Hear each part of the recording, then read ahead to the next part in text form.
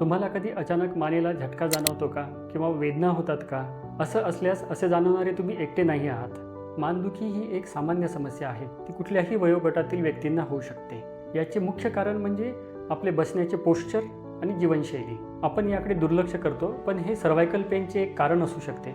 परंतु आज आपण याकडे दुर्लक्ष केल्यास भविष्यात आपल्या आरोग्याला गंभीर दुखापत होऊ शकते. सर्व्हायकल पेनमुळे गंभीर समस्या उद्भवू शकतात, जसे की तीव्र वेदना, मांसपेशींना शिथिलता येणे, त्यानंतर नैराश्य येणे, डोकेदुखी, हातापायांना मुंग्या येणे, चक्कर येणे.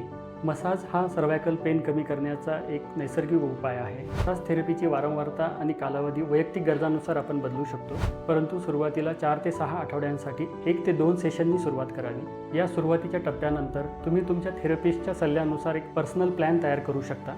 सर्वात महत्त्वाची गोष्ट म्हणजे मसाज थेरपी ही एक सोपी आणि नॉन इन्व्हेसिव्ह उपचार पद्धती आहे. मानदुखीपासून मुक्ती मिळवण्यासाठी आजच आपण खाली दिलेल्या बटनवर क्लिक करा.